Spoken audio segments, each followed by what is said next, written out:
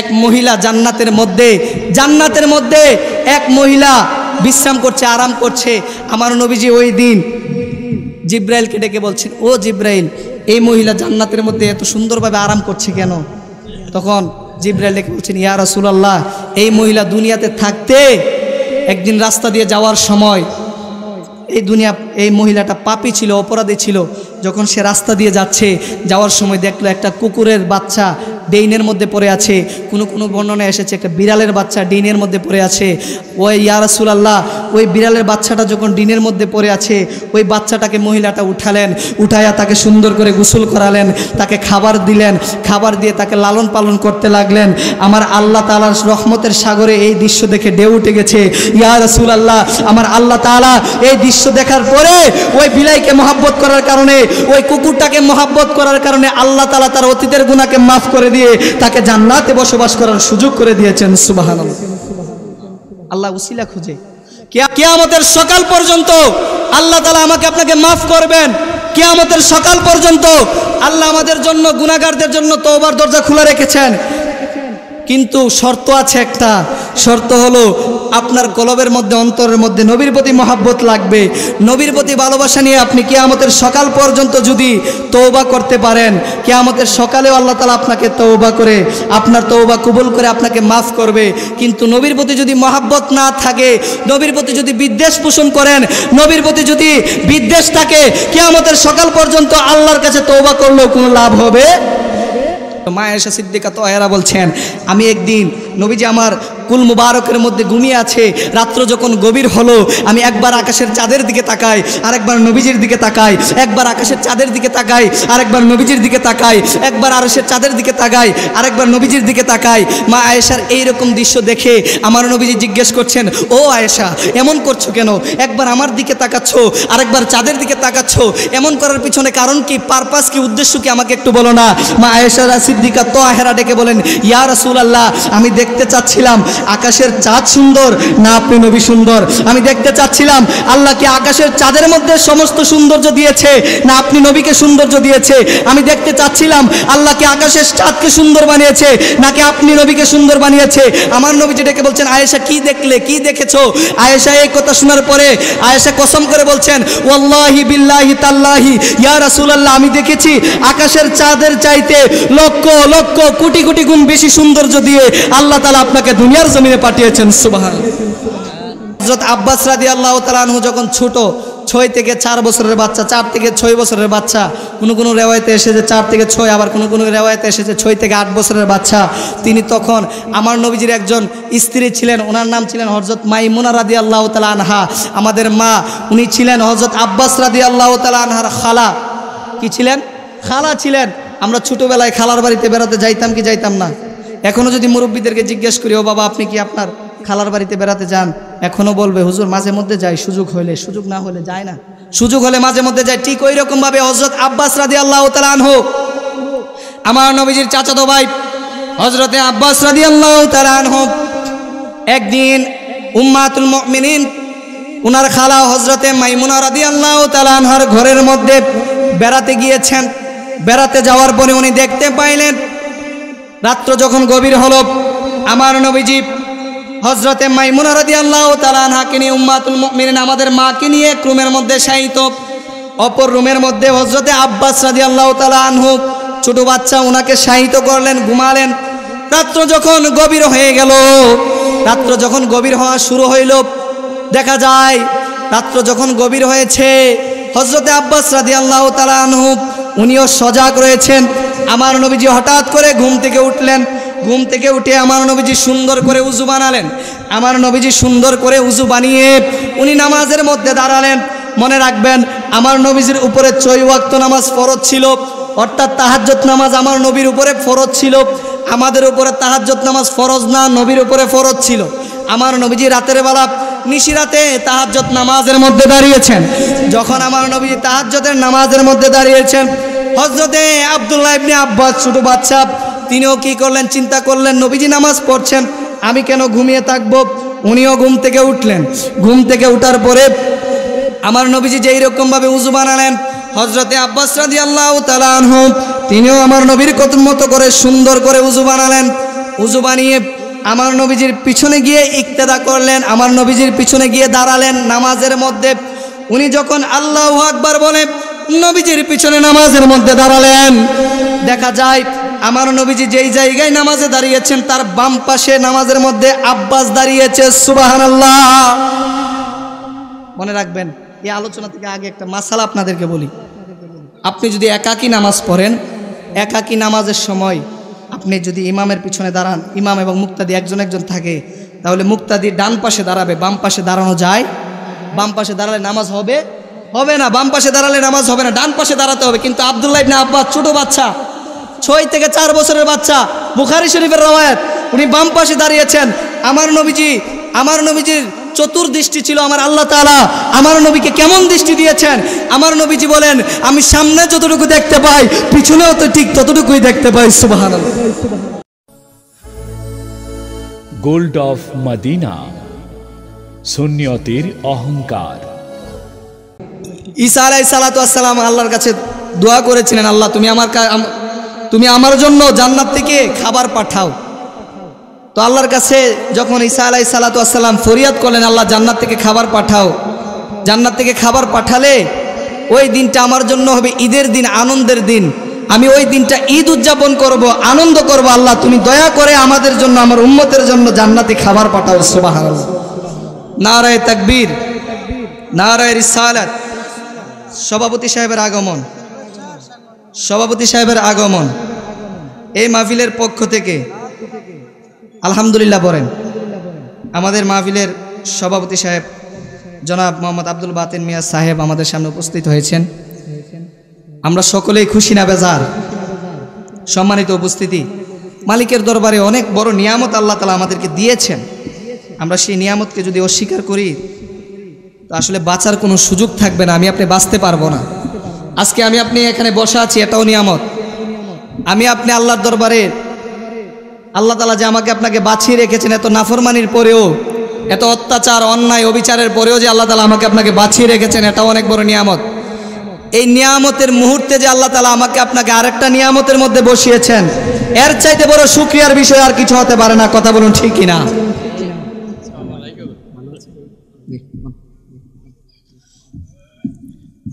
তো যাই হোক, নিয়ামত আসলে সবাই পায় না। আল্লাহ তাআলা যাকে পছন্দ করবেন তাকেই নিয়ামত দিবেন। তো জান্নাতের বাগানেও সবাই বসতে পারে না। যেহেতু আমরা জান্নাতের বাগানে বসেছি, এখান থেকে কিছু নেওয়ার চেষ্টা করতে হবে। আল্লাহ তাআলা আমাদেরকে এমন একজন নবীর উম্মত বানিয়েছেন, যেই নবী সম্পর্কে বলতে গেলে অনেক কথাই বলা যায়। আল্লাহ তাআলা কুরআনুল কারীমের মধ্যে বলছেন, বিসমিল্লাহির রহমানির রহিম, ওয়া রাফা'না লাকা যিকরাক। হাবিব, আমি আপনার সম্মানকে পৃথিবীর জমিনে বুলন্দ করে দিয়েছি, বাড়িয়ে দিয়েছি। সুবহানাল্লাহ। এজন্য শায়রে বলছেন, ওয়া রাফা'না লাকা যিকরাক, আল কুরআনে কই আল্লাহ তাআলার নামের সাথে নবীজি নাম রয়। বাবা, নবীজি নাম রয়। সুবহানাল্লাহ। আল্লাহর নামের সাথে নবীর নাম আছে না নাই? জান্নাতের মধ্যে, জান্নাতের গিটের মধ্যে আল্লাহর পাশে নবীর নাম রয়েছে। কুরআনুল কারীমের মধ্যে আল্লাহর পাশে নবীর নাম রয়েছে। জান্নাতের প্রত্যেকটা ঘরের মধ্যে, রুমের মধ্যে আল্লাহর সাথে নবীর নাম রয়েছে। শুধু এখানে শেষ নয়, আমার আপনার উপর, মাথার উপরে আসমান, আসমানের উপরে যে আরশ আছে, ওই আরশের মধ্যে আমার আল্লাহ তাআলা আল্লাহর নামের সাথে নবীর নাম রেখেছে। এই জন্যই শায়ের বলছেন, ওয়া রাফা'না লাকা যিকরাক, আল কুরআনে কই আল্লাহ তাআলার নামের সাথে নবীজি নাম রয়। বাবা, নবীজি নাম রয়।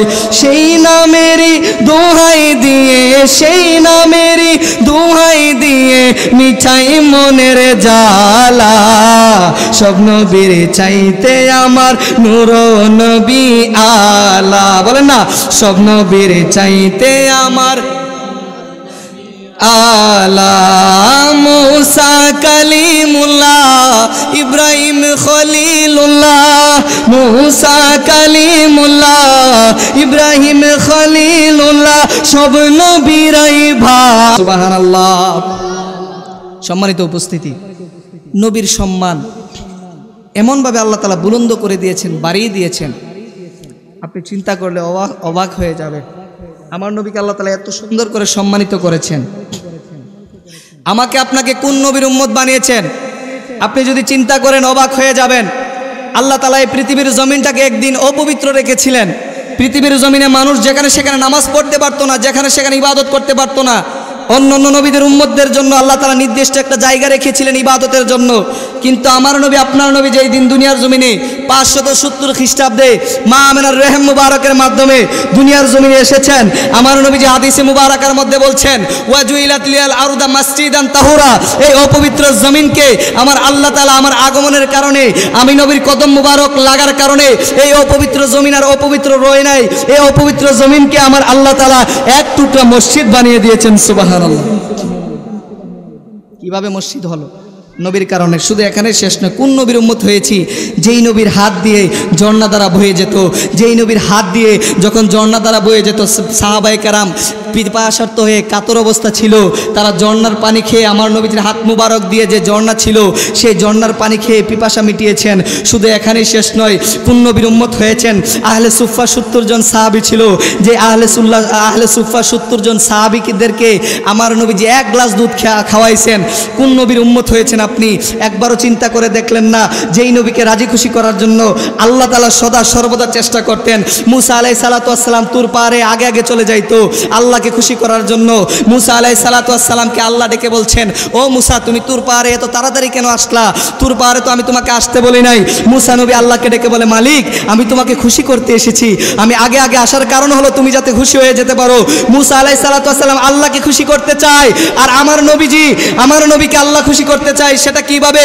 আমার নবীজিকে আল্লাহ তাআলা কুরআনুল কারীমের আয়াত নাজিল করে বলছেন, হাবিব ওয়া আম্মা বিনিআমাতি রাব্বিকা ফাহাদ্দিস ওয়া আম্মা সাইলা ফালা তানহার। হাবিব, আপনাকে এমন দিব, এমন ভাবে দিয়ে দেব, আপনি খুশি না হয়ে পারবেন না। সুবহানাল্লাহ।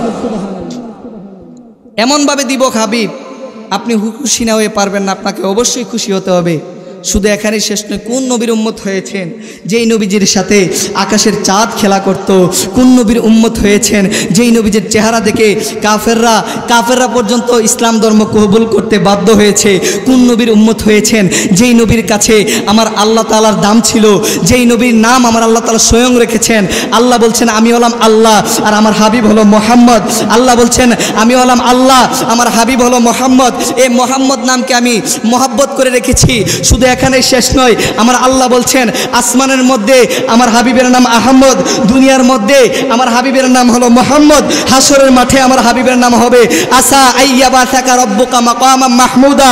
যখন হাসরের মাঠ কায়েম করব, হাসরের মাঠে একটা নবীকে আমি সুপারিশের ব্যবস্থা করব। একটা নবীকে সুপারিশের দায়িত্ব হবে। তিনি আর কেউ নাই, তিনি হলেন মাকামে মাহমুদে বসা নবী, আমার আপনার নবী রহমাতুল লিল আলামিন। সুবহানাল্লাহ। শুধু এখানে শেষ নয়, কোন নবীর উম্মত হয়েছেন? যেই নবীর শান কুরআনুল কারীমের মধ্যে আল্লাহ ভরে দিয়েছেন। কোন নবীর উম্মত হয়েছেন? যেই নবীকে দেখে দেখে কাফেররা মুসলমান হয়েছে। কোন নবীজির উম্মত হয়েছেন? যেই নবীজির শিক্ষক স্বয়ং আল্লাহ। আল্লাহ কি বলেন নাই কুরআনুল কারীমের মধ্যে সূরাতুর রহমানের 1 নম্বর এবং 2 নম্বর আয়াতের মধ্যে, আর রহমান, আল্লাহ বলছেন, আমি হলাম রহমান, আল্লামাল কুরআন।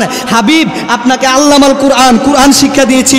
শুধু এখানেই শেষ নয়, আল্লাহ কি কুরআনুল কারীমের মধ্যে বলেন নাই, কুল ইন কুনতুম তুহিব্বুনাল্লাহ ফাত্তাবিউনি ইউহিব্বুকুমুল্লাহ ওয়া ইয়াগফির লাকুম যুনুবাকুম ওয়াল্লাহু গফুরুর রহিম। তুমি যদি আল্লাহর ভালোবাসা পেতে চাও, আমি আল্লাহকে রাজি খুশি করতে চাও, কারো কাছে যাওয়ার দরকার নাই, দুনিয়ার মানুষকে বোঝানোর দরকার নাই, দুনিয়ার মানুষের কাছে দরকার নাই। আমার হাবিবকে মহব্বত করো, আমার হাবিবকে ভালোবাসো। তুমি যদি আমার হাবিবকে মহব্বত করতে পারো, সেই ভালোবাসাটাই আমি আল্লাহর জন্য হয়ে যাবে। আর আমি আল্লাহর জন্য যদি ভালোবাসা হয়, সেই ভালোবাসাই তোমার জন্য নাজাতের ফায়সালা হয়ে যাবে। সুবহানাল্লাহ। এইরকমভাবে সাহাবায়ে কেরাম নবীকে ভালোবেসেছেন।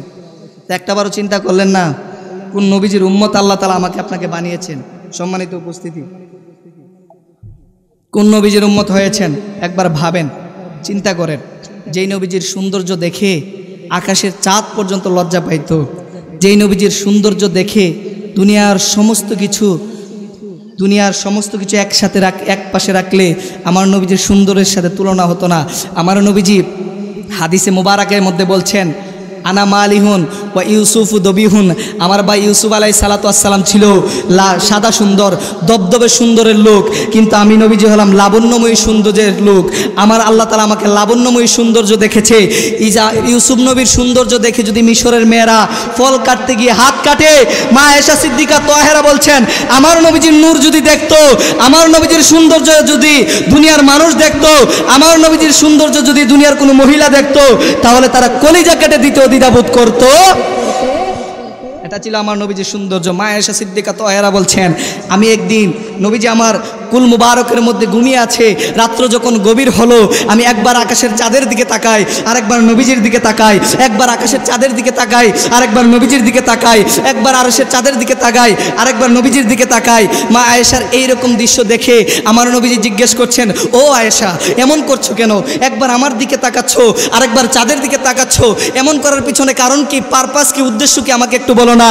মা আয়েশা সিদ্দিকা তাহেরা ডেকে বলেন, ইয়া রাসূলুল্লাহ, আমি দেখতে চাচ্ছিলাম আকাশের চাঁদ সুন্দর না আপনি নবী সুন্দর। আমি দেখতে চাচ্ছিলাম আল্লাহ কি আকাশের চাঁদের মধ্যে সমস্ত সৌন্দর্য দিয়েছে না আপনি নবীকে সৌন্দর্য দিয়েছে। আমি দেখতে চাচ্ছিলাম আল্লাহ কি আকাশের চাঁদকে সুন্দর বানিয়েছে নাকি আপনি নবীকে সুন্দর বানিয়েছে। আমার নবীজি ডেকে বলছেন, আয়েশা কি দেখলে, কি দেখেছো?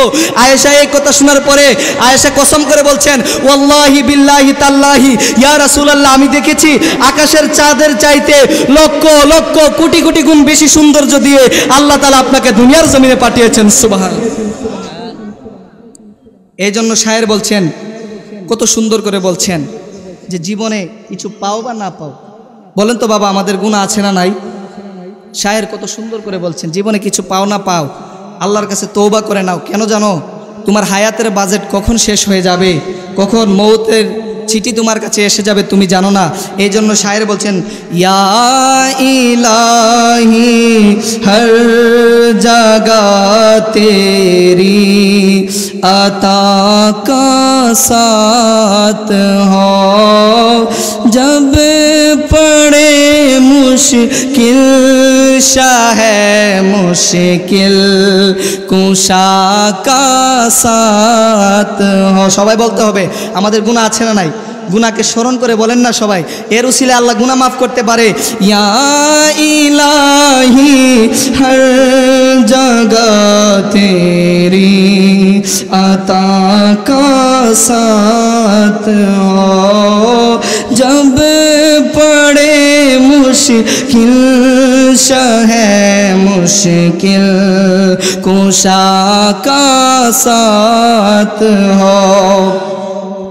या इलाही भूल जाओ नज़्र की तकलीफ को, शादिए दीदार हुस्ने मुस्तफा का साथ हो, शादिए दीदार हुस्ने मुस्तफा का साथ हो। সবাই ইয়া ইলা हर जगह तेरी आता का साथ हो। सबाई या जगह तेरी आता का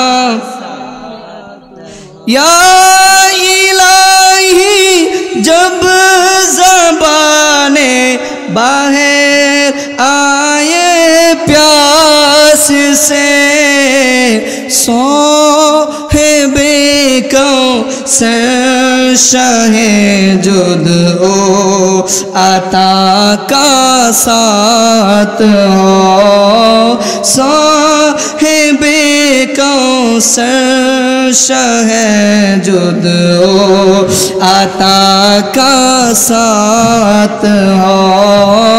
या इलाही हर जगह तेरी आता का साथ, या इलाही गर्मी महशर से जब भर के बदन दामन महबूब की ठंडी हवा का साथ हो, दामने महबूब की ठंडी हवा का साथ हो।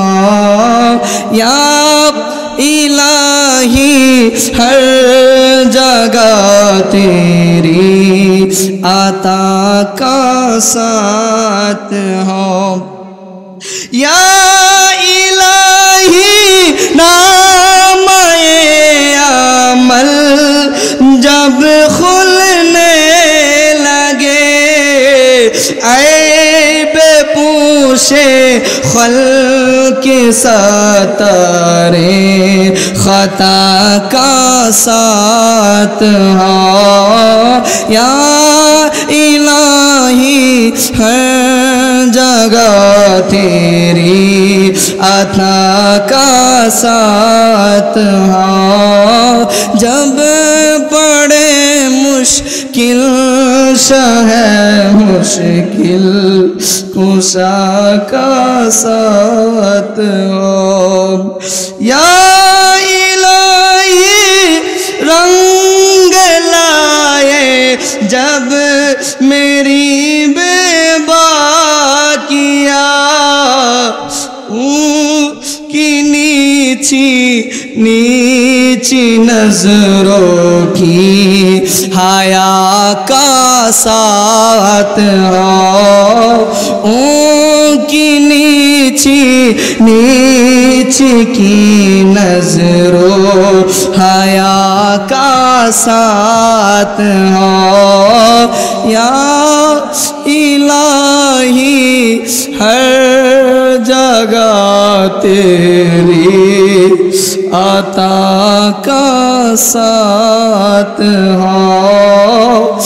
जब पड़े मुश्किल है मुश्किल कुशा का साथ हो। মহান আল্লাহ তাআলা যেন আমাদের সকলের জীবন থেকে জীবনের গুনাহগুলোকে কেটে দেন, সকলে বলুন আমিন। সম্মানিত উপস্থিতি, যে কথা বলতে চাচ্ছিলাম, হাদিসে মুবারাকায় আমার নবীজি বলছেন, এই দুনিয়ার জমিনে তোমরা অনেক কিছু পেয়েছো, অনেক কিছু হারাতেও বসেছো, কিন্তু মনে রাখবা দুনিয়ার জীবনের সফলতা তখনই আসবে যখন তুমি দুনিয়ার জিন্দেগি থেকে আমার ভালোবাসা নিয়ে যেতে পারবে। নবীর ভালোবাসা ছাড়া দুনিয়া এবং আখিরাতে পার পাওয়া সম্ভব, কারণ আল্লাহ তাআলা নিজেই আমার নবীকে ওই রকম ভাবে পাঠিয়েছেন, ওই রকম ভাবে আমাদের কাছে প্রেরণ করেছেন।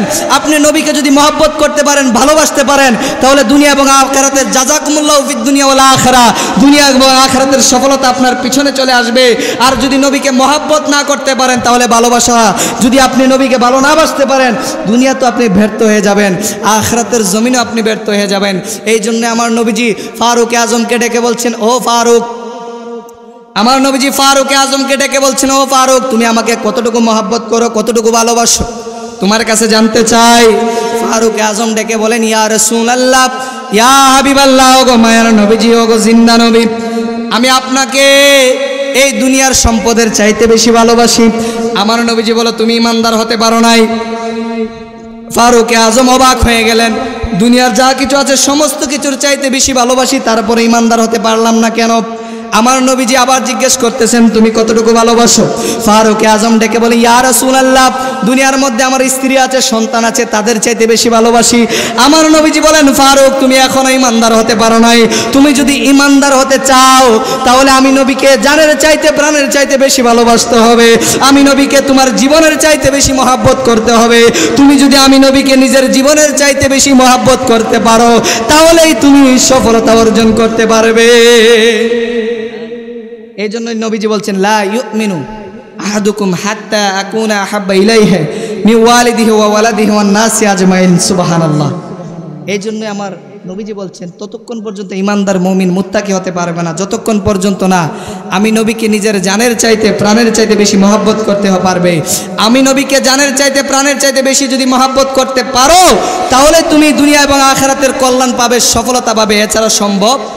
এই জন্য আল্লাহ তাআলা কুরআনুল কারীমের মধ্যে বলছেন, আলহামদুলিল্লাহি রাব্বিল আলামিন। আল্লাহ বলছেন, আলহামদু, সমস্ত প্রশংসা আমি আল্লাহর জন্য। আল্লাহকে এখন প্রশ্ন করেন, আল্লাহ আপনার জন্য কেন প্রশংসা? আল্লাহ বলছেন রব্বিল আলামিন, নিশ্চয় আমি আল্লাহ তাআলা জগৎ সমূহের প্রতিপালক। আমি নিশ্চয় আমি আল্লাহ তাআলা এই পৃথিবীতে যা কিছু বানিয়েছি, যা কিছু পাঠিয়েছি, সমস্ত কিছুকে আমি আল্লাহ তাআলা লালন এবং পালন করি, ধারণ করি। আমি লালন পালন করি বিদায় আমি আল্লাহ তাআলার জন্য প্রশংসা। হামিদানি আব্দি, আমি আপনি যখন নামাজের মধ্যে দাঁড়িয়ে আলহামদুলিল্লাহ রব্বিল আলামিন বলে আল্লাহর প্রশংসা করি, আল্লাহকে যখন বলি আল্লাহ ও আমার মালিক, ও আমার জানের মালিক আল্লাহ, আলহামদুলিল্লাহ রব্বিল আলামিন, সমস্ত প্রশংসা তোমার জন্য। আল্লাহ সেই সময় আমাকে আপনাকে ডেকে কি বলে জানেন? আল্লাহ বলেন হামিদানি আব্দি, ও আমার ফেরেশতারা, তোমরা তাকায়া দেখো না, তোমরা চেয়ে দেখো না, আমার বান্দা বান্দিরা আমি আল্লাহর গুণগান করছে। সুবহানাল্লাহ। একটা শব্দের সাথে আরেকটা শব্দের কম্বিনেশন আপনি চিন্তা করেন। আল্লাহ বলছেন আলহামদু, সমস্ত প্রশংসা কার জন্য? লিল্লাহ, আল্লাহর জন্য। রব্বিল আলামিন, যিনি জগৎ সমূহের প্রতিপালক, সেই রবের জন্য সমস্ত প্রশংসা। পরের আয়াতের মধ্যে আমার আল্লাহ তাআলা কি বলছেন, কত সুন্দর করে আল্লাহ বলছেন আর রহমানির রহিম। আল্লাহ বলছেন রহমানির রহিম। রহমান শব্দের অর্থ দয়া, রহিম শব্দের অর্থ দয়া। এখন আল্লাহকে প্রশ্ন করেন মালিক, এখানে দুইটা দয়া দেওয়ার পিছনে কারণ কি? দুইটা দয়ার কথা আপনি কেন বলেছেন? আপনি তো আর রহমান বলতে পারতেন, রহিম কেন বললেন? রহিম বলতে পারতেন, রহমান কেন বললেন? আপনাকে যদি আপনি যদি আল্লাহকে প্রশ্ন করেন মালিক রহমান এবং রহিম কেন বলেছেন, আল্লাহ তাআলা ডেকে বলে বান্দা, দুনিয়ার মধ্যে আমি তোমার প্রয়োজন অনুসারে দয়া করি। দুনিয়ার মধ্যে আমি আল্লাহ তাআলা তোমার প্রয়োজন অনুসারে তোমাকে বাঁচিয়ে রেখেছি। দুনিয়ার মধ্যে আমি আল্লাহ তাআলা তোমাকে অক্সিজেন দিচ্ছি তোমার প্রয়োজন অনুসারে। আমাদের এই পাড়াতে এত জুলুম, এত অত্যাচার, এত অন্যায়, এত অবিচার হওয়ার পরেও আমাদেরকে যেই অক্সিজেন আল্লাহ তাআলা দিচ্ছেন, মদিনাতুল মুনাওয়ারায় ঠিক একই অক্সিজেন দিচ্ছেন। কথা বলুন ঠিক কিনা? অক্সিজেনের কোনো ডিসক্রিমিনেশন আল্লাহ তাআলা করে নাই, অক্সিজেনের কোনো পার্থক্য করে নাই। কিন্তু আমার এখানে জুলুম আছে, অত্যাচার আছে, মদিনাতুল মুনাওয়ারায় অত্যাচার নাই। আল্লাহ তাআলা বলছেন ও আমার বান্দা, দুনিয়ার মধ্যে আমি হিন্দুদেরকে রিজিক দিচ্ছি, দুনিয়ার মধ্যে আমি বুদ্ধদেরকে রিজিক দিচ্ছি, দুনিয়ার মধ্যে আমি মুসলমানদেরকে রিজিক দিচ্ছি, কিন্তু মনে রাখবা আমি আল্লাহ তাআলা হলাম রহমানু ফিদ দুনিয়া। দুনিয়ার জন্য হলো দয়া, আর দয়া দুনিয়াতে তোমার প্রয়োজন অনুসারে করি।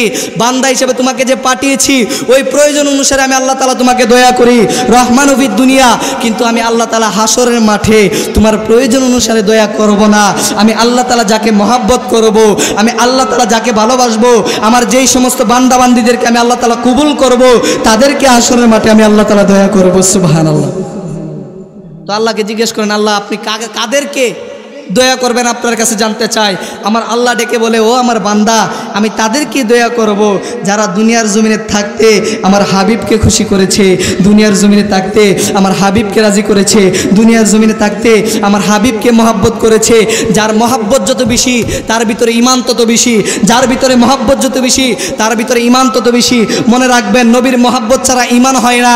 আপনি যদি ঈমানদার মুমিন মুত্তাকি দাবি করেন তাহলে অবশ্যই অবশ্যই নবীর মহাব্বত লাগবে। নবীর মহাব্বত ছাড়া আপনি কখনো ঈমানদার হতে পারবেন সম্ভব না। এই জন্য শায়ের বলছেন সুয়ে কাবা রুয়ে মোহাম্মদ, উস কাবা কা কাবা মোহাম্মদ। দুনিয়ার জমিনে মানুষ কাবাকে সিজদা করে, দুনিয়ার জমিনে মানুষ কাবাকে দেখে দেখে সিজদা করে। আমি আপনি নামাজ পড়ছি পশ্চিম দিকে, কেন পড়ছি? কারণ আমার আপনার পশ্চিম দিকে কাবা রয়েছে, এই জন্য আমি আপনার নামাজ পড়ার সময় পশ্চিম দিকে কাবা বানিয়ে নামাজ পড়ি, পশ্চিম দিকে সিজদা করি। কিন্তু শায়ের বলছেন সুয়ে কাবা রুহে মোহাম্মদ, উস কাবা কা কাবা মোহাম্মদ। মানুষ দুনিয়ার মধ্যে কেবলাকে নির্ধারণ করে সিজদা করে, কিন্তু যেই সিজদা কেবলাকে করে সেই কেবলা দুনিয়ার কোনো মানুষকে সিজদা করে না, সেই কেবলা আমার নবীর কদম মুবারকে এসে সিজদা করে। সুবহানাল্লাহ। নবীর মহব্বত এমনভাবে হতে হবে।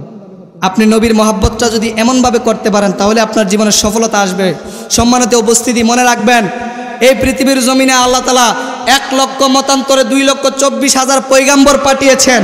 কারো কাছে জিব্রাইলকে পাঠিয়েছেন একবার, কারো কাছে পাঠিয়েছেন 2 বার, কারো কাছে পাঠিয়েছেন 3 বার, কারো কাছে 5 বার, কারো কাছে 7 বার, কারো কাছে 10 বার।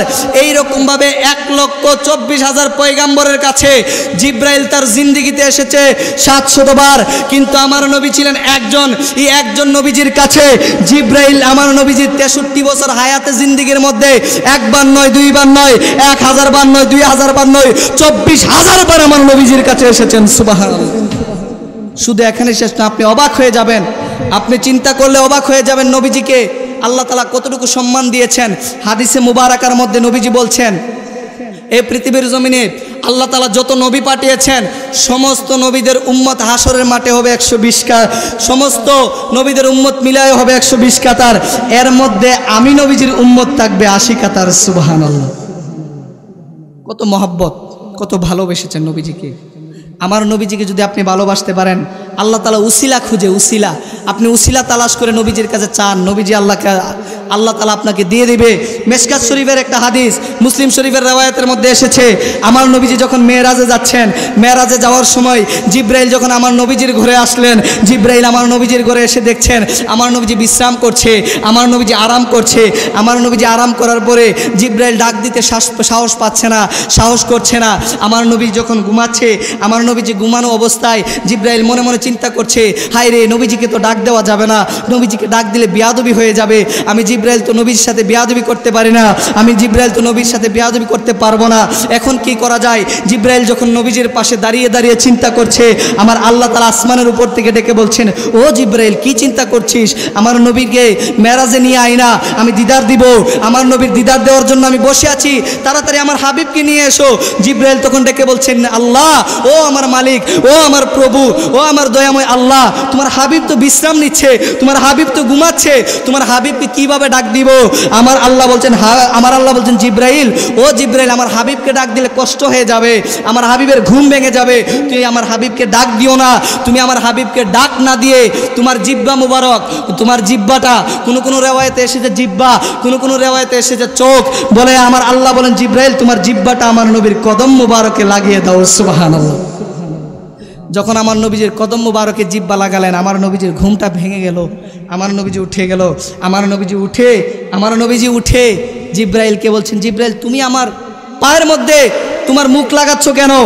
তখন জিব্রাইল বলছেন, ইয়া রাসূলুল্লাহ, আপনার জন্য একটা খুশ খবর নিয়ে এসেছি, খুশ হামদেদ, মারহাবা মারহাবা ইয়া রাসূলুল্লাহ, আপনার জন্য আল্লাহ তাআলা পয়গাম পাঠিয়েছে, আল্লাহ তাআলা আপনাকে মেরাজ দিতে চায়, দিদার দিতে চায়, দিদার দিয়ে ধন্য করতে চায়। ইয়া রাসূলুল্লাহ, আর দেরি করব না, চলেন আপনাকে নিয়ে মেরাজে চলে যাই। সুবহানাল্লাহ। যখন জিব্রাইল এই কথা বলল, আমার নবীজি তখন জিব্রাইলের সাথে যাওয়া শুরু করলো। জিব্রাইলের সাথে যাইতে যাইতে যখন আমার আল্লাহ তাআলার জান্নাত যখন দেখলো, জান্নাতের মধ্যে কয়েকটা ঘটনা ঘটেছে। মুসলিম শরীফের রওয়ায়াতের মধ্যে এসেছে, এক মহিলা জান্নাতের মধ্যে এক মহিলা বিশ্রাম করছে, আরাম করছে। আমার নবীজি ওই দিন জিব্রাইলকে ডেকে বলছেন, ও জিব্রাইল, এই মহিলা জান্নাতের মধ্যে এত সুন্দরভাবে আরাম করছে কেন? তখন জিব্রাইল ডেকে বলছেন, ইয়া রাসূলুল্লাহ, এই মহিলা দুনিয়াতে থাকতে একদিন রাস্তা দিয়ে যাওয়ার সময়, এই মহিলাটা পাপী ছিল, অপরাধী ছিল। যখন সে রাস্তা দিয়ে যাওয়ার সময় দেখলো একটা কুকুরের বাচ্চা ডেইনের মধ্যে পড়ে আছে, কোনো বর্ণনায় এসেছে একটা বিড়ালের বাচ্চা ডিনের মধ্যে পড়ে আছে। ওই ইয়া রাসূলুল্লাহ, ওই বিড়ালের বাচ্চাটা যখন ডিনের মধ্যে পড়ে আছে, ওই বাচ্চাটাকে মহিলাটা উঠায়া তাকে সুন্দর করে গোসল করালেন, তাকে খাবার দিলেন, খাবার দিয়ে তাকে লালন পালন করতে লাগলেন। আমার আল্লাহ তাআলার রহমতের সাগরে এই দৃশ্য দেখে ঢেউ উঠে গেছে। ইয়া রাসূলুল্লাহ, আমার আল্লাহ তাআলা এই দৃশ্য দেখার পরে ওই বিলাইকে মহব্বত করার কারণে, ওই কুকুরটাকে মহব্বত করার কারণে আল্লাহ তাআলা তার অতীতের গুনাহকে মাফ করে দিয়ে তাকে জান্নাতে বসবাস করার সুযোগ করে দিয়েছেন। সুবহানাল্লাহ। আল্লাহ উসিলা খুঁজে, কিয়ামতের সকাল পর্যন্ত আল্লাহ তাআলা আমাকে আপনাকে মাফ করবেন। কিয়ামতের সকাল পর্যন্ত আল্লাহ আমাদের জন্য, গুনাহগারদের জন্য তওবার দরজা খোলা রেখেছেন। কিন্তু শর্ত আছে একটা, শর্ত হলো আপনার কলবের মধ্যে, অন্তরের মধ্যে নবীর প্রতি মহব্বত লাগবে। নবীর প্রতি ভালোবাসা নিয়ে আপনি কিয়ামতের সকাল পর্যন্ত যদি তওবা করতে পারেন, কিয়ামতের সকালেও আল্লাহ তাআলা আপনাকে তওবা করে, আপনার তওবা কবুল করে আপনাকে মাফ করবে। কিন্তু নবীর প্রতি যদি মহব্বত না থাকে, নবীর প্রতি যদি বিদ্বেষ পোষণ করেন, নবীর প্রতি যদি বিদ্বেষ থাকে, কিয়ামতের সকাল পর্যন্ত আল্লাহর কাছে তওবা করলেও কোনো লাভ হবে। আপনি সাহাবায়ে কেরামের জীবনী দেখেন, সাহাবায়ে কেরামের জীবনী দেখলে অবাক হয়ে যাবেন। হযরত আব্দুল্লাহ ইবনে আব্বাস রাদিয়াল্লাহু তাআলা আনহু, যিনি ছিলেন আমার নবীজির চাচাতো ভাই, হযরত আব্বাস রাদিয়াল্লাহু তাআলা আনহুর ছেলে, ওনার থেকে একটা হাদিস এসেছে বুখারী শরীফের মধ্যে। হাদিসটা খুব সুন্দরভাবে ইমাম বুখারী রাহমাতুল্লাহ আলাইহি বর্ণনা করছেন। তিনি বলছেন, হযরত আব্বাস রাদিয়াল্লাহু তাআলা আনহু যখন ছোট 6 থেকে 4 বছরের বাচ্চা, 4 থেকে 6 বছরের বাচ্চা, কোনো রেওয়ায়তে এসেছে 4 থেকে 6, আবার কোনো রেওয়ায়তে এসেছে 6 থেকে 8 বছরের বাচ্চা। তিনি তখন আমার নবীজির একজন স্ত্রী ছিলেন, ওনার নাম ছিলেন হযরত মাইমুনা রাদিয়াল্লাহু তাআলা আনহা। আমাদের মা, উনি ছিলেন হযরত আব্বাস রাদিয়াল্লাহু তাআলা আনহার খালা। কি ছিলেন? খালা ছিলেন। আমরা ছোটোবেলায় খালার বাড়িতে বেড়াতে যাইতাম কি যাইতাম না? এখনও যদি মুরব্বীদেরকে জিজ্ঞেস করি, ও বাবা আপনি কি আপনার খালার বাড়িতে বেড়াতে যান, এখনও বলবে হুজুর মাঝে মধ্যে যাই, সুযোগ হলে, সুযোগ না হলে যায় না, সুযোগ হলে মাঝে মধ্যে যায়। ঠিক ওই রকমভাবে হযরত আব্বাস রাদিয়াল্লাহু তাআলা আনহু, আমার নবীজির চাচাতো ভাই হযরতে আব্বাস রাদিয়াল্লাহু তাআলা আনহু, একদিন উম্মাতুল মুমিনিন উনার খালা হযরতে মাইমুনা রাদিয়াল্লাহু তাআলা আনহার ঘরের মধ্যে বেড়াতে গিয়েছেন। বেড়াতে যাওয়ার পরে উনি দেখতে পাইলেন রাত্র যখন গভীর হলো, আমার নবীজি হযরতে মাইমুনা রাদিয়াল্লাহু তাআলা আনহাকে নিয়ে, উম্মাতুল মুমিনিন আমাদের মাকে নিয়ে এক রুমের মধ্যে শায়িত, অপর রুমের মধ্যে হযরতে আব্বাস রাদিয়াল্লাহু তাআলা আনহু ছোট বাচ্চা, ওনাকে শায়িত করলেন, ঘুমালেন। রাত্র যখন গভীর হয়ে গেল, রাত্র যখন গভীর হওয়া শুরু হইল, দেখা যায় রাত্র যখন গভীর হয়েছে, হযরতে আব্বাস রাদিয়াল্লাহু তাআলা আনহু উনিও সজাগ রয়েছেন। আমার নবীজি হঠাৎ করে ঘুম থেকে উঠলেন। ঘুম থেকে উঠে আমার নবীজি সুন্দর করে উযু বানালেন। আমার নবীজি সুন্দর করে উযু বানিয়ে উনি নামাজের মধ্যে দাঁড়ালেন। মনে রাখবেন, আমার নবীজির উপরে 6 ওয়াক্ত নামাজ ফরজ ছিল, অর্থাৎ তাহাজ্জুদ নামাজ আমার নবীর উপরে ফরজ ছিল। আমাদের উপরে তাহাজ্জুদ নামাজ ফরজ না, নবীর উপরে ফরজ ছিল। আমার নবীজি রাতের বেলা নিশিরাতে তাহাজ্জুদ নামাজের মধ্যে দাঁড়িয়েছেন।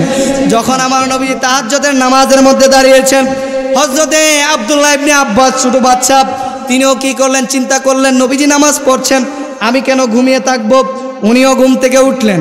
ঘুম থেকে উঠার পরে আমার নবীজি যেই রকমভাবে উযু বানালেন, হযরতে আব্বাস রাদিয়াল্লাহু তাআলা আনহু তিনিও আমার নবীর মতো করে সুন্দর করে উযু বানালেন।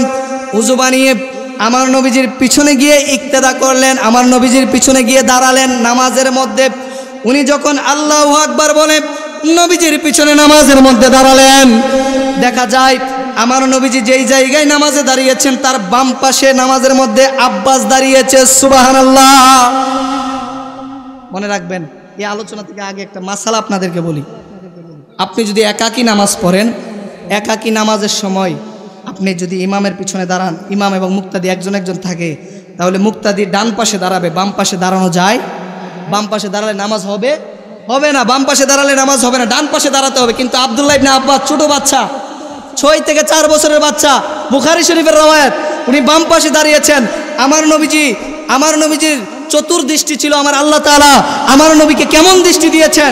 আমার নবীজি বলেন, আমি সামনে যতটুকু দেখতে পাই পিছনেও তো ঠিক ততটুকুই দেখতে পাই। সুবহানাল্লাহ। কত মর্যাদা দিয়েছেন আমার নবীকে। তো আমার নবীজি দেখলেন আব্দুল্লাহ ইবনে আব্বাস ওনার বাম পাশে দাঁড়িয়েছেন। এখন আমার নবীজির চিন্তা হলো, বাম পাশে দাঁড়ালে তো নামাজ হবে না, তো আব্বাস যেহেতু নামাজে দাঁড়িয়েছে ডান পাশে দাঁড়াক, তাহলে তো নামাজ হয়ে যাবে।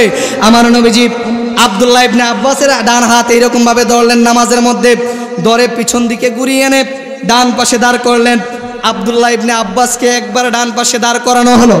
আব্দুল্লাহ ইবনে আব্বাস যখন ডান পাশে দাঁড়ালো, আমার নবীজি ডান পাশে দাঁড় করার পরে উনি সাথে সাথে দূর মেরে আবার বাম পাশে চলে গেল। প্রথমবার যখন এই রকম হলো, আমার নবীজি আবার আব্দুল্লাহ ইবনে আব্বাসের হাতটা ধরে দ্বিতীয়বারও ডান পাশে এনে দাঁড় করলেন। কারণ আমার নবীর চিন্তা হলো বাম পাশে দাঁড়ালে নামাজ হবে না, ডান পাশে দাঁড়াতে হবে। আমার নবীজি দ্বিতীয়বার এনে দাঁড় করার পরেও আব্দুল্লাহ ইবনে আব্বাস নামাজের মধ্যে আবার চলে গেলেন বাম পাশে। এই দৃশ্য দেখে আমার নবীজি হতভম্ব হয়ে গেলেন, অবাক হয়ে গেলেন। আমার নবীজি বান্দার উম্মতের মনের খবর জানে কি জানে না? আপনাদের বিশ্বাস আছে না নাই? আমার নবীজি আমাদের অন্তরের খবর জানে। আমরা এতটুকু বিশ্বাস করি, নবীজি আমাদেরকে দেখেন, শুধু এখানে শেষ নয়, আমার নবীজি আমাদের সালামের জবাব পর্যন্ত দেন। সুবহানাল্লাহ, এটা হাদিসের কথা। তো যাই হোক, আমার নবীজি যখন আবার ডান পাশে দাঁড় করলেন, তো বাম পাশে দাঁড় করার পরে উনি বাম পাশে দাঁড়ালেন, আবার আমার নবীজি তৃতীয়বার ডান পাশে এনে দাঁড় করলেন। ডান পাশে দাঁড় করানোর পরে উনি আবার বাম পাশে চলে গেলেন। এইরকমভাবে ওনাদের নামাজ শেষ হলো। নামাজ শেষ হওয়ার পরে আমার নবীজি আব্দুল্লাহ ইবনে আব্বাসকে ডেকে বলছেন, ও আব্বাস, তুমি এরকম করলে কেন নামাজের মধ্যে? তুমি তো জানো না বাম পাশে দাঁড়ালে নামাজ হবে না, ডান পাশে দাঁড়াতে হবে, তাহলে তো নামাজ হবে। তখন আব্দুল্লাহ ইবনে আব্বাস বলছিলেন, ইয়া রাসূলুল্লাহ, ইয়া হাবিবাল্লাহ, ওগো মায়ের নবী, ওগো জিন্দা নবী, ওগো হায়াতুন নবী, আপনি নবীর পিছনে আমি নামাজে দাঁড়াবো। আব্দুল্লাহ ইবনে আব্বাস, এতটুকু দুঃসাহস আমি আব্দুল্লাহ ইবনে আব্বাসের হয় নাই। ইয়া রাসূলুল্লাহ, আমার মনে হয়েছে আমি যদি ডান পাশে দাঁড়াই, আমি যদি ডান পাশে দাঁড়িয়ে নামাজ পড়ি, আমার মনে হয়েছে যে আপনার সাথে বেয়াদবি হয়ে যাবে আর আপনার সাথে বেয়াদবি করব। এতটুকু স্পর্ধা আল্লাহ আমাকে দেয় নাই, এতটুকু ক্ষমতা আল্লাহ আমাকে দেয় নাই।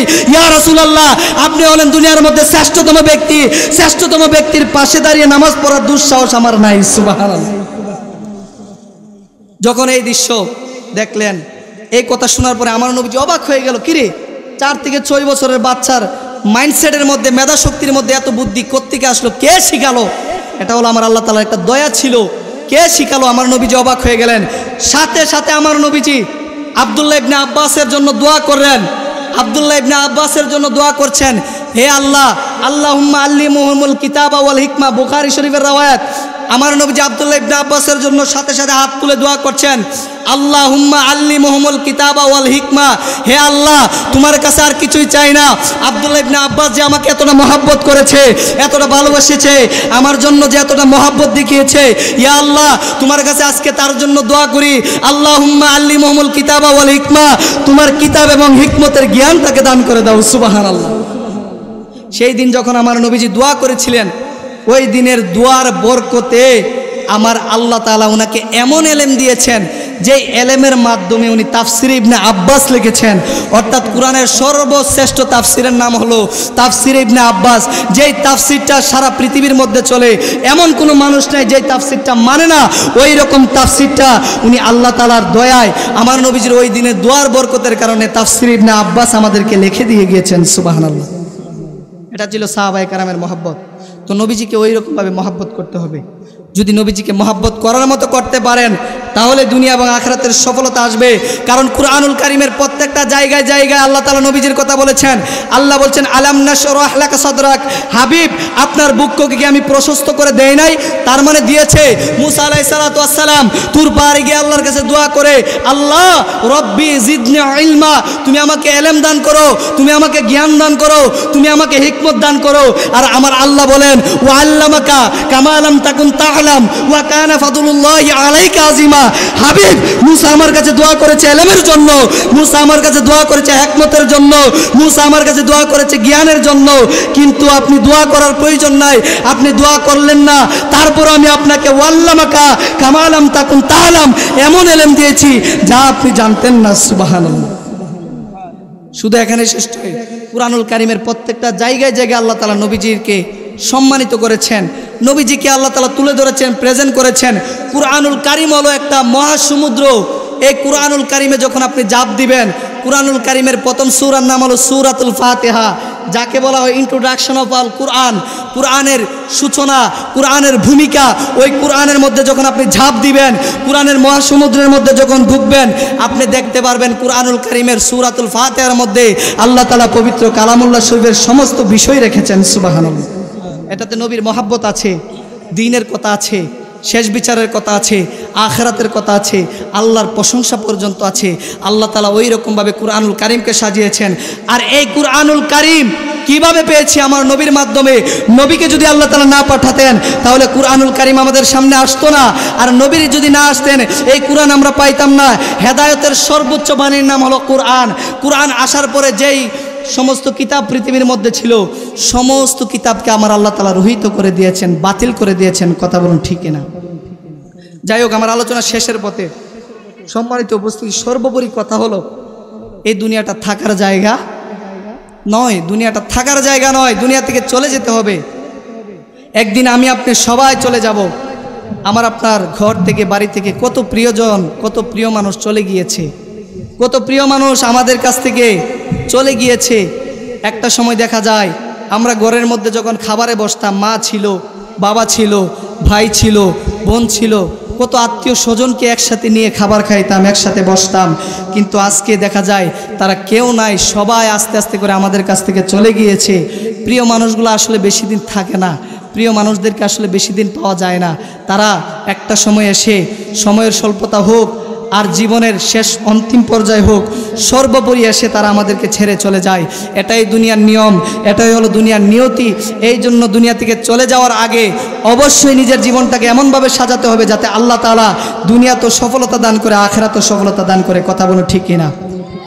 নারায়ে তাকবীর, নারায়ে রিসালাত, নারায়ে গাউসিয়া, আহলে সুন্নাত ওয়াল জামাত। বিশেষ বক্তার আগমন, বিশেষ বক্তার আগমন, হযরত মাওলানা জাহাঙ্গীর আলম চিশতি সাহেবের আগমন। এই মাহফিলের পক্ষ থেকে, এই মাহফিলের পক্ষ থেকে নারায়ে তাকবীর, নারায়ে রিসালাত।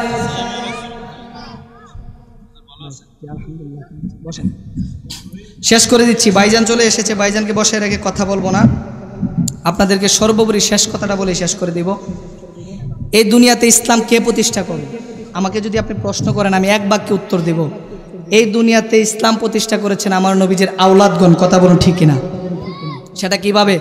হুজুর খাজা মঈনুদ্দিন চিশতি বলছেন, সারদাদ নাজাদে দাস্তেদার ইয়াজিদ হাক্কাকে বেনা লা ইলাহা ইল্লাল্লাহ।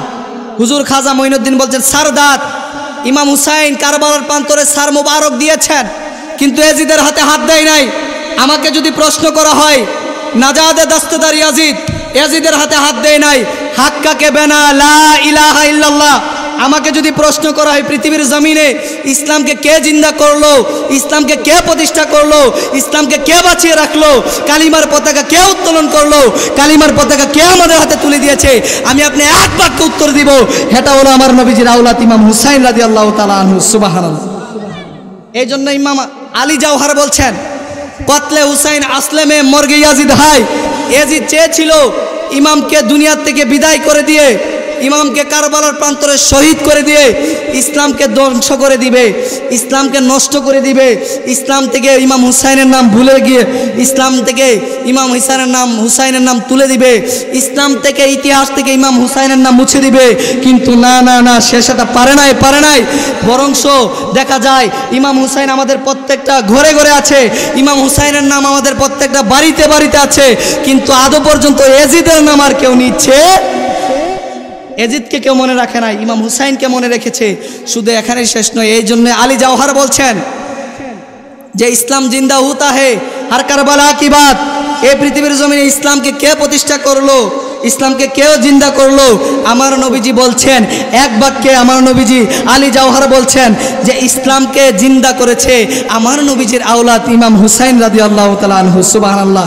এই জন্য শায়ের বলছেন, কিউ নাম করিম হোয়ে কে आका करीम का मस्कन जो बन गया है, मस्कन जो बन गया है, मदीना करीम है, हमको निभा रहा है, मदीना करीम है, एक ऐसा मोहल्ला मदीने में है। সবাই বলতে হবে, मेरी उल्फत मदीने से यूं ही न है, मेरे आका का रोज़ा मदीने में है,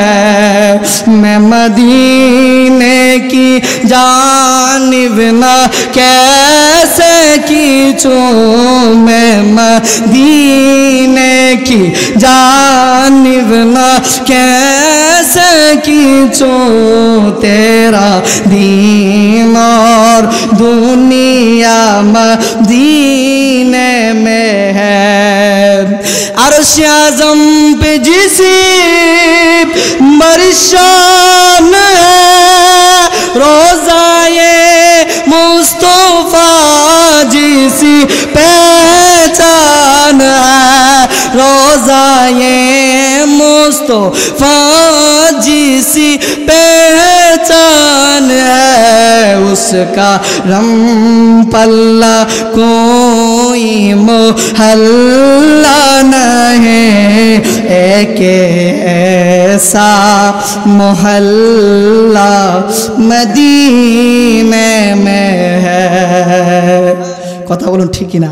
আশেকের দিল এবং দুনিয়া হলো মদিনা। কথা বলুন ঠিক কিনা? আমরা যারা আশেক, আমাদেরকে যদি জিজ্ঞেস করেন আপনার দলিল কি, আমি এক বাক্যে বলবো আমাদের দিন এবং দুনিয়ার নাম হলো মদিনা। কারণ মদিনাতুল মুনাওয়ারায় এমন একজন নবী আছেন যিনি দুনিয়াতেও কাঁদেন, হাসরের মাঠে উম্মতের জন্য কাঁদবেন। এই জন্য আমাকে আপনাকে উচিত নবীর জন্য কাঁদা, আমার আপনার উচিত নবীকে নিয়ে ভাবা, আমার আপনার উচিত নবীর জন্য নিজেকে বিলীন করে দেওয়া, আমার আপনার উচিত নবীর জন্য নিজের জীবনটাকে উৎসর্গ করা।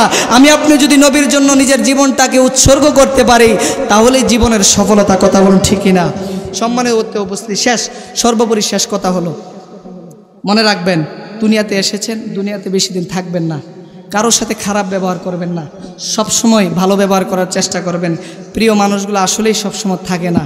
আমার বাবা চলে গিয়েছে, দাদা চলে গিয়েছে, একটা সময় আমিও চলে যাব। দুনিয়াতে থাকতে অনেক মানুষ পর হয়ে যায়। আপন অনেক মানুষ দুনিয়াতে ছিল কিন্তু ভুল বুঝাবুঝির কারণে পর হয়ে গিয়েছে।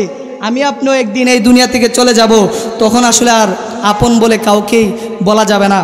কবর যত পুরাতন হবে মানুষগুলা তত ভুলে যাবে, কবর যত গর্ত হবে মানুষগুলা তত ভুলে যাবে।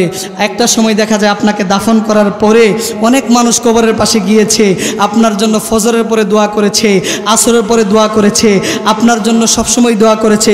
কিন্তু এখন এমন একটা সময় এসেছে, কবর যখন পুরাতন হয়ে গেছে, সপ্তাহে একদিন যাওয়ার সময় হয় না, 15 দিনে একদিন যাওয়ার সময় হয় না, 20 দিনে একদিন যাওয়ার সময় হয় না, 1 মাসে একদিন যাওয়ার সময় হয় না। এটাই হলো দুনিয়ার বাস্তবতা, এটাই হলো দুনিয়ার নিয়তি, এটাই হলো দুনিয়ার নিয়ম। কবর পুরাতন হবে, আপনিও পুরাতন হয়ে যাবে, কবর ভুলে যাবে, আপনাকেও ভুলে যাবে। একটা সময় ভুলতে ভুলতে দেখা যাবে শেষ জেনারেশনে সে আপনার বাবার নাম কি ছিল, দাদার নাম কি ছিল, এটাই অনেকে জানবে। এই জন্য কারো মনে কষ্ট দেওয়া যাবে না, সম্পর্কের প্রতি জোর দিবেন, নিজেদের মধ্যে সম্পর্কটা বজায় রাখবেন, কারণ সম্পর্কটা হলো অনেক বড় নিয়ামত। এই নিয়ামত যেন আল্লাহ তাআলা আমাদের সকলকে ধরে রাখার তৌফিক দান করে দেন এবং আমাদের মধ্যে ভ্রাতৃত্ব সৃষ্টি করে দেন, আমাদের মধ্যে ভালোবাসা মহাব্বত যেন আমাদের অন্তরে পয়দা করে দেন। আল্লাহ তাআলা আমাদের সকলকে কবুল করে নেন, সকলে বলুন আমিন। এবং এই মাহফিলকে কবুল করে নেন, বিশেষ করে যারা এই মাহফিলকে কষ্ট করে সাজিয়েছেন, আমাদেরকে এনেছেন, উলামায়ে কেরামদেরকে কিছু বলার সুযোগ দিয়েছেন, সবাইকে আল্লাহ তাআলা কবুল করে নেন, সকলে বলুন আমিন। মহান আল্লাহ তাআলা আমাদের সকলের হামি ও নাসির হোক। ভবিষ্যতে যদি কখনো দেখা হয় প্রাণ খুলে কথা বলবো। আসলে পরিবেশ যদি না থাকে আলোচনা করে মজা নাই। আমি একটা মাইন্ডসেট নিয়ে বসেছিলাম, সূরাতুল ফাতিহার তাফসির করতাম আপনাদের সাথে, কিন্তু আসলে মানুষ না থাকার কারণে মাইন্ডসেটটা ওইরকমভাবে সাজাতে পারে নাই। আমরা বক্তা যারা আছি আমাদের সৌন্দর্য হলো শ্রোতা, মসজিদের সৌন্দর্য যে এরকম মুসল্লি, বক্তাদের সৌন্দর্য হলো শ্রোতা। শ্রোতা না থাকলে আসলে আলোচনার মজা আসে। এই জন্য এখান থেকে বলছি, কিন্তু আমার ইচ্ছা ছিল আলহামদুলিল্লাহি রাব্বিল আলামিন এই পুরো আয়াতের মধ্যে আলোচনা শেষ করতাম, কিন্তু পারি নাই। অন্য সময় যদি সুযোগ হয় ইনশাল্লাহ আপনাদের সাথে প্রাণ ভরে কথা বলবো। আল্লাহ তাআলা আমাদের সকলকে, আমাকে সেই পর্যন্ত বাঁচিয়ে রাখুক, আপনাদের সাথে দেখা করার, বারবার দেখা করার তৌফিক দান করুক। এবং আমাকে যারা দাওয়াত করেছেন ফরহাদ ভাই, সুমন ভাই, তাদেরকে আল্লাহ তাআলা হায়াত খিজির দান করুক। আমরা যারা আছি আমাদের সকলকে আল্লাহ তাআলা কবুল করুন, আমাদের হামি ও নাসিরুন। শেষ বিদায়ের দিন যেন নবীকে দেখে দেখে কালিমা পরে পরে মরতে পারি, সেই তৌফিক দান করুন। ওমা আলাইনা ইল্লাল বালাগুল মুবিন। আসসালামু আলাইকুম ওয়া রাহমাতুল্লাহি ওয়া বারাকাতুহু।